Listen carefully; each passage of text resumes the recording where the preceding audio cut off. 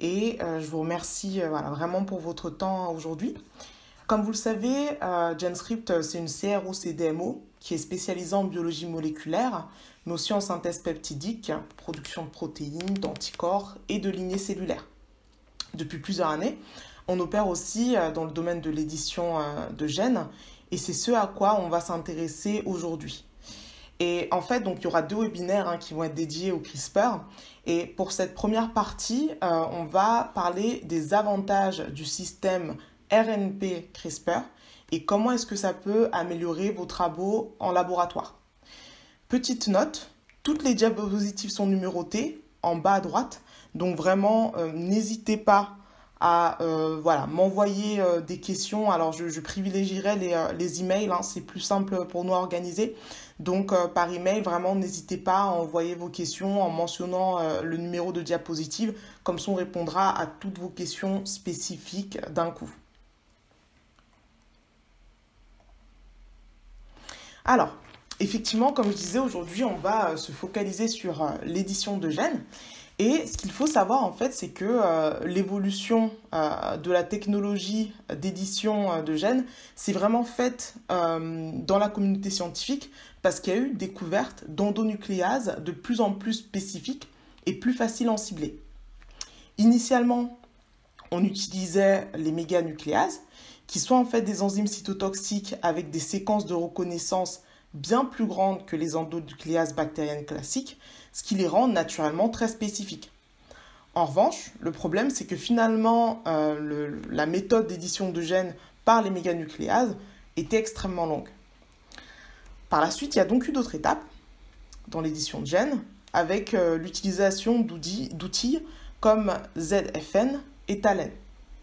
Ces 2 outils ont clairement amélioré la spécificité et la facilité de mise en œuvre de la technologie d'édition de gènes. Par contre, l'inconvénient, c'est que ces 2 méthodes pré-CRISPR dépendent toujours d'une chose.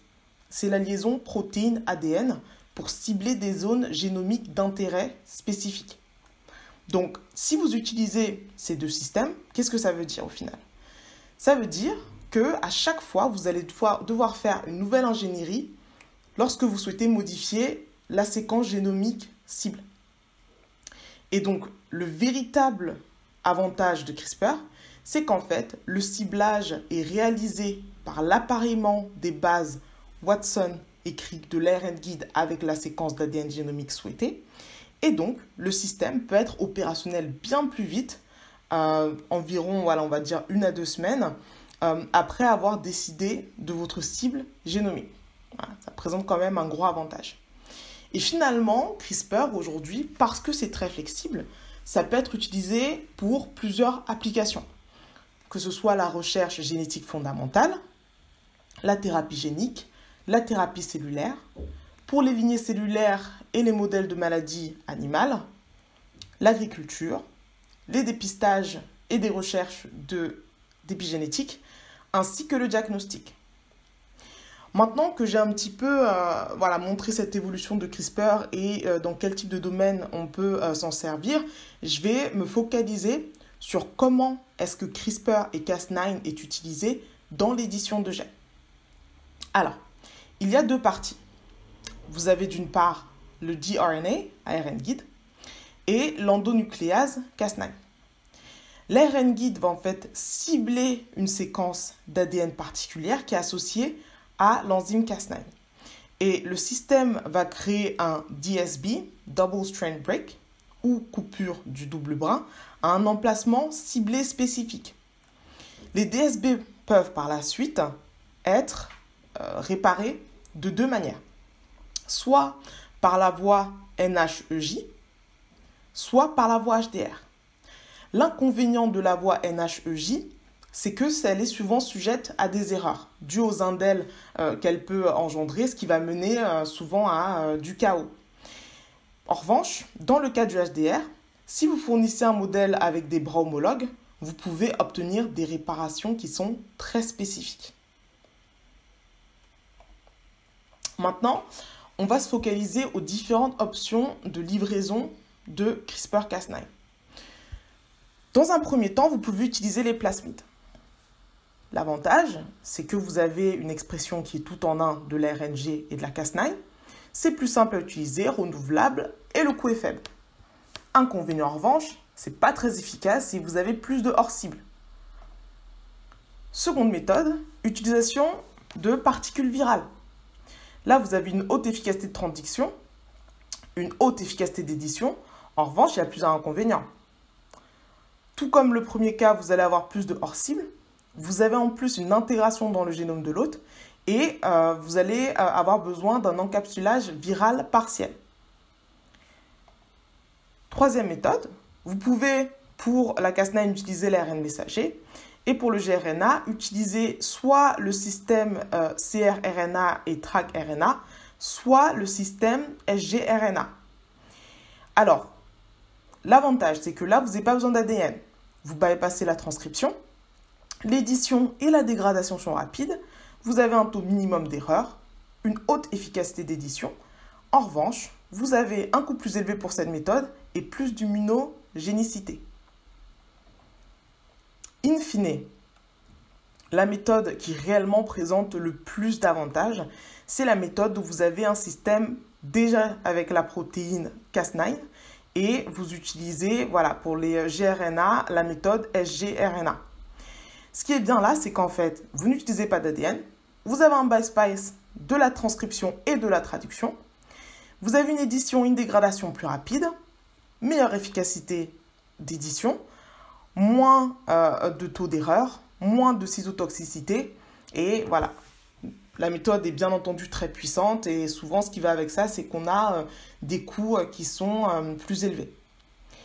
Là, pour le reste de la discussion, je vais vous montrer des données que nous avons rassemblées pour illustrer vraiment ce point sur en fait, les avantages de la méthode qui utilise directement la Cas9 sous forme de protéines et du sgARN. Voilà, donc ça c'est ce qu'on appelle en fait le système RNP, ribonucléoprotéines. Et là maintenant justement, comme c'est le dernier système que je vous ai présenté et que finalement c'est celui qui s'avère être le plus efficace, je vais le présenter un petit peu plus en détail. Le système RNP en fait, il implique une liaison directe de la protéine de synthèse ainsi que du guide. Vous allez pouvoir faire une livraison directe. Le guide, il peut être sous la forme cRRNA, ARN CRISPR, ou du TrkRNA, Transactivating CRISPR RNA, où en fait le cRRNA va guider la Cas9 vers la cible réelle. Ou alors, vous pouvez utiliser le système avec le guide synthétique sgRNA, qui en fait est issu de l'ingénierie de la fusion TrkA et du cRRNA. Le système, le premier en fait que je vous ai présenté, donc le système TrkA-cRRNA, son problème en fait c'est qu'il va d'abord nécessiter un appareillement des deux brins. Et dès lors qu'on ajoute une étape d'hybridation supplémentaire, potentiellement on ajoute un point d'échec supplémentaire. Alors que dans le cas de la méthode avec le sgRNA, il n'y a pas besoin d'appareillement. C'est plus stable en duplex avec la Cas9 et donc, in fine, vous allez avoir une efficacité qui est accrue pour l'édition. Maintenant que je vous ai montré, juste dans l'idée du moins, que le système RNP s'avérait être le plus efficace, on va vraiment passer cette fois-ci en revue certaines figures qui sont issues de la littérature et qui démontrent que la méthode de livraison par RNP est vraiment la meilleure option dès lors qu'on veut faire de l'édition de gènes en utilisant le système CRISPR-Cas9. Les données qu'on va voir sur cette slide et celles qui suivent sont issues d'une publication de Kim S. et al. De l'université de Séoul, où en fait, ils ont tout simplement comparé la livraison basée sur les plasmides de CRISPR à la livraison basée sur la RNP. Et ils ont essayé d'étudier leur impact sur différents paramètres. Sur cette slide, la première question qu'ils se sont posées, c'est quel système a la meilleure efficacité d'édition? Pour y répondre, ils ont donc, comme je disais, livré CRISPR-Cas9 via des plasmides. Voilà, c'est ce que vous voyez en haut de la figure. Ou alors par le système RNP. Voilà. Et ça a été fait dans des cellules souches embryonnaires en utilisant le test T7E1. Et là, en fait, dans les résultats, ce qu'on voit, c'est que finalement, avec la méthode RNP, voilà, pour ces trois colonnes-là, on a en fait des taux d'indel qui sont plus importants que pour la méthode par plasmide. Donc finalement, ça prouve bien que RNP a une plus grande efficacité d'édition que le système par livraison de plasmide. Ces mêmes chercheurs se sont ensuite demandé quel système était le moins cytotoxique. Pour investiguer, ils ont livré CRISPR-Cas9 en utilisant toujours RNP ou bien alors les plasmides de ces gènes. Et en fait, ce qu'ils ont comptabilisé ici, ce sont le nombre de colonies ESC, Embryonic Stem Cells, cellules souches embryonnaires. Et on peut voir que par rapport à la livraison de plasmides que vous voyez en vert ici, il y a beaucoup plus de colonies pour les trois gènes cibles, donc CCR5, CEL et OPN1SW, avec la méthode RNP. Ce qui suggère, s'il y a plus de colonies, c'est que la RNP a une cytotoxicité globale plus faible. Donc ça montre un avantage supplémentaire de l'RNP par rapport à la méthode plasmide. Par la suite, Kim et al. Se sont interrogés sur le système qui avait les plus faibles effets hors cible. Bien entendu, c'est ce qu'on veut éviter quand on fait du CRISPR. Pour y répondre, ils ont livré CRISPR-Cas9 ciblant EMX1 via l'RNP ou encore par un système de livraison de plasmide. Donc c'est toujours le même modèle, la comparaison voilà, est faite toujours de la même façon en fonction des figures. Et pour examiner les effets hors cible, ils ont utilisé la méthode T7E1, ainsi qu'un séquençage en profondeur. Et pour ce gène EMX1, voilà, ce qu'il faut tout de même garder en tête, c'est qu'on a des effets, bien entendu, on-target, mais aussi ce qu'on ne veut pas, des effets off-target. Donc finalement, ce qui est intéressant, c'est vraiment nous focaliser sur le ratio de on et off-target. Et ce qu'on peut voir ici, c'est que donc la RNP qui est en bleu a un ratio on-off considérablement plus élevé que le système plasmidique.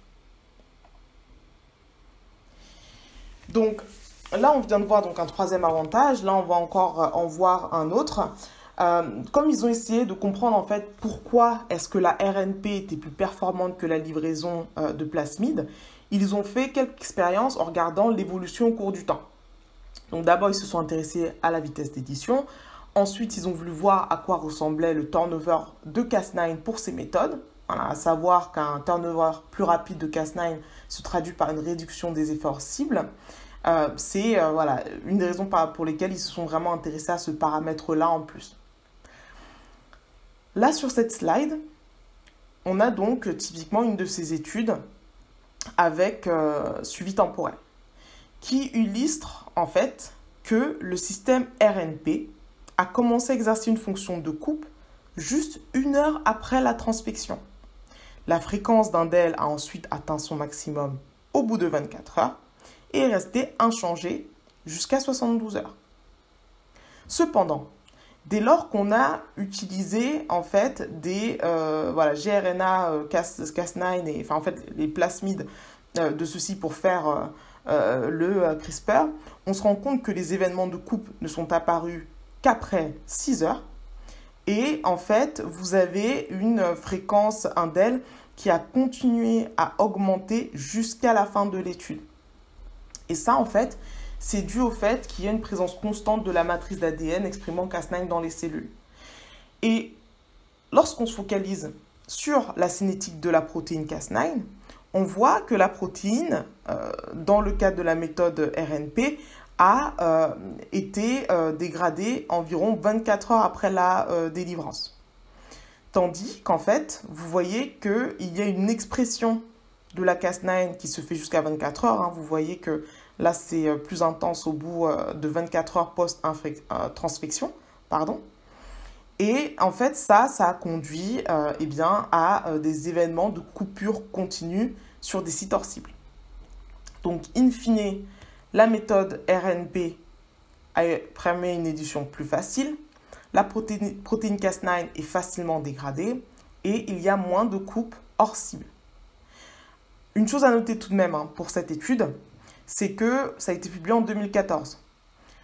Et la synthèse chimique de l'ARN oligo de 100 nucléotides de long n'était pas possible à cette époque-là. Donc le sgRNA utilisé dans l'étude est transcrit in vitro à l'aide de l'ARN polymérase phagique. Voilà, faut l'avoir en tête. Kim S. et al., qui ont donc beaucoup travaillé sur le CRISPR, ont fait un article de suivi des travaux qu'on vient de voir ensemble. Et ils ont examiné les effets du sgRNA généré par la transcription in vitro traditionnelle. En résumé, avant qu'on aille regarder un petit peu les figures CDE qui sont ici, ils ont découvert que le sgRNA produit par transcription in vitro contenait des 5' triphosphates, qui en fait induisent un effet de réponse immunitaire inné et plus de cytotoxicité. Donc là, je vais parler un petit peu plus en détail des 3 figures qu'on voit là pour qu'on comprenne comment ils en sont venus à cette conclusion. Ce qu'ils ont fait, c'est qu'ils ont récolté des cellules TCD4+, et ils les ont électroporées avec le système RNP, avec un sgRNA qui ciblait la CCRS5. Ici, on va examiner divers biomarqueurs de la réponse immunitaire et plus précisément l'expression de OAS2, de DDX58 et d'IFNB1. En noir, vous avez donc le cas où on a le triphosphate et en gris, vous avez le cas sans triphosphate. Et on se rend compte que dès lors qu'on l'élimine, voilà, pour les 3 types d'expressions, on vient en fait à des expressions qui sont très proches en fait du niveau de base. Voilà. Et ça montre que effectivement on a plus une réponse immunitaire qui est plus importante une fois qu'on utilise le sgRNA IVT. Donc en fin de compte, la leçon à tirer, c'est qu'il faut utiliser des sgRNA qui ne contiennent pas de 5' triphosphate. Et c'est la raison pour laquelle justement GenScript propose des sgRNA synthétiques qui ne contiennent pas ce groupe triphosphate, qui peut induire une réponse immunitaire innée et une cytotoxicité. J'espère qu'à travers les différentes figures que je vous ai montrées, vous comprenez maintenant les avantages du système RNP. Pourquoi est-ce que ce système est plus avantageux? Parce que voilà, essentiellement, vous fournissez directement les composants dont vous avez besoin. Donc une fois de plus, pas besoin d'ADN, pas de transcription ni de traduction. L'édition et la dégradation sont plus rapides. Vous avez une plus grande efficacité d'édition par rapport à la méthode avec plasmide. Vous avez des taux minimums de hors cible, une plus faible cytotoxicité et c'est finalement le système le plus simple à mettre en œuvre. Ça va vous permettre un flux de travail qui va être simplifié. Ça va être plus rapide. Et dès lors que vous avez des projets qui sont sensibles au facteur temps, ce qui est bien, c'est que vous allez pouvoir optimiser plus rapidement grâce à la grande efficacité d'édition. Et typiquement, c'est idéal pour les applications qui sont sensibles aux effets hors cible ou bien à la cytotoxicité, comme le cas de la thérapie génique. Et donc, comme je vous expliquais, finalement, nous, on s'est basé sur les différentes données issues de cette publication pour construire nos gammes liées au CRISPR. Et à GenScript, on possède tous les éléments qui sont impliqués dans le système RNP. Je vais vous présenter ces différentes solutions un petit peu après. Donc, on a les sgRNA, voilà, 2 gammes que je vais vous présenter juste après. Les protéines Cas9, les ADN simple brin et double brin, et les modèles d'ADN plasmidique. D'ailleurs, pour ces modèles, voilà, on a une licence qui vient du laboratoire du docteur Feng Zhang au Broad Institute de MIT et de Harvard, qui permet, voilà, une fois de plus, une réduction en fait des effets hors cible. Donc là, je vais vous présenter un petit peu plus en détail les 2 types de sgRNA qu'on a et mettre un petit peu en relief par rapport aux applications que vous avez en laboratoire, dans quel cas utiliser l'un plutôt que l'autre. Tout d'abord, on a la première gamme d'édition facile, c'est pour ça qu'on l'appelait Easy Edit, et ce sont nos sgRNA simplement dessalés. Si vous faites un criblage CRISPR, c'est une excellente option pour vous. Donc là, je vais passer en revue les 3 types d'avantages que vous avez avec cette gamme-ci. Premier avantage, c'est du sgRNA prêt à l'emploi. Donc, par rapport à la méthode avec cRNA, pas besoin d'appareillement. Par rapport au IVT sgRNA, pas d'étape de transcription in vitro nécessaire. Second avantage de EasyEdit sgRNA, la haute efficacité du KO. Ici, on a utilisé 2 types de cellules. En bleu, vous avez la gamme EasyEdit. En jaune, vous avez l'IVT sgRNA qui se faisait traditionnellement. Et vous voyez que dans tous les cas, pour tous les gènes cibles étudiés, on a des fréquences indel, voilà, la plupart du temps, qui sont bien meilleures. Donc, clairement, ça montre que l'efficacité d'édition est supérieure à celle du sgRNA IVT. Et pour finir, avec cette gamme EasyEdit sgRNA, vous êtes flexible sur plusieurs échelles.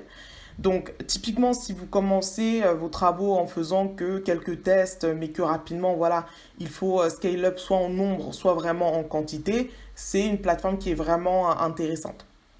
Intéressante parce qu'on peut produire à haut débit. Voilà, il y a de 1 à plus de 1000 sgRNA, de 2 à plus de 100 nanomoles. Et en plus, voilà, suivant l'ampleur de votre projet, si je puis dire, vous pouvez obtenir des promotions pour que nous, on trouve la façon la plus voilà, cost-effective, si je puis dire, pour votre projet. La deuxième gamme de services sgRNA qu'on a, c'est Safe Edit cette fois-ci. Donc safe parce qu'elle est plus pure. Plus pure pourquoi? Parce que cette fois-ci, elle est purifiée par HPLC.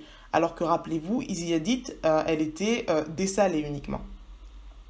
Et cette gamme, parce que finalement vous êtes sur quelque chose de plus pur, elle est vraiment idéale pour les applications de thérapie génique ou alors pour l'utilisation de CRISPR dans les modèles animaux.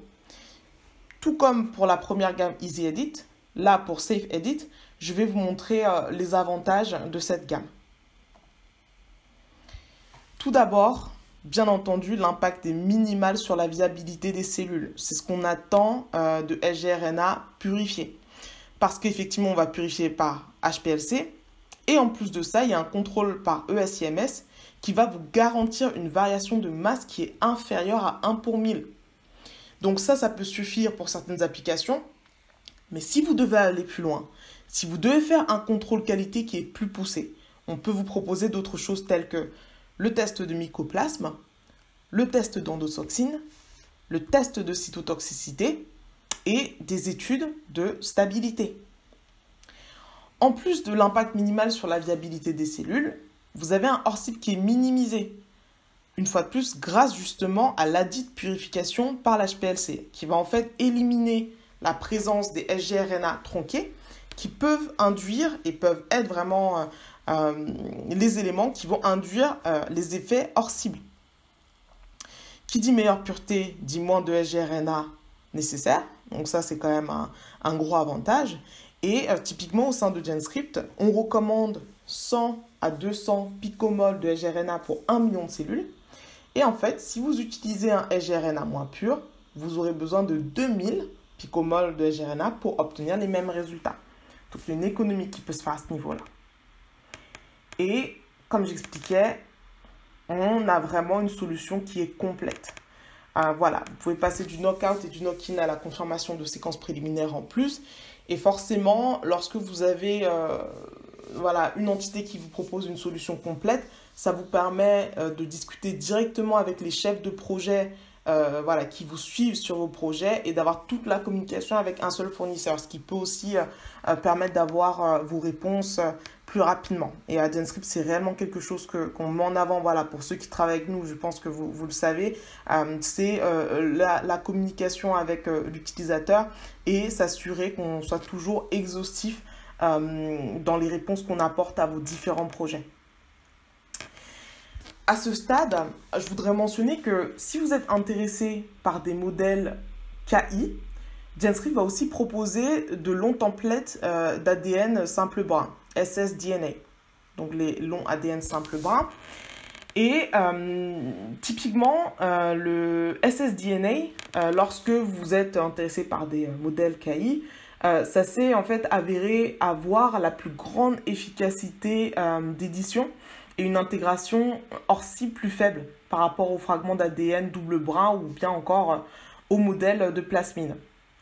Par ailleurs, la littérature a montré, dans plusieurs types d'articles, que l'ADN simple brun a la plus faible cytotoxicité, ce qui va vraiment en faire un système idéal dès lors que vous voulez travailler sur les cellules primaires et sur les cellules souches.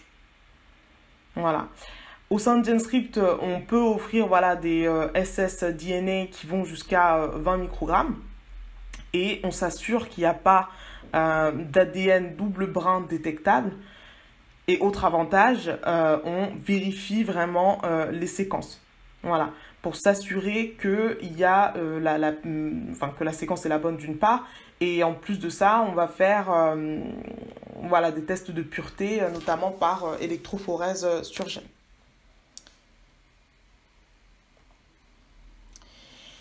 Pour finir, parce que vous avez pris de votre temps aujourd'hui pour assister à cette présentation, moi j'aimerais vous offrir une promotion parce que je vous ai présenté un petit peu les différents avantages du système RNP. Je vous ai montré ensuite que pour les sgRNA, il y avait différents types de gammes. Donc j'aimerais quand même vous en faire bénéficier, que vous puissiez tester en laboratoire sur vos applications si cela est bien pertinent. Donc vous pouvez avoir un sgRNA EasyEdit personnalisé et modifié gratuitement.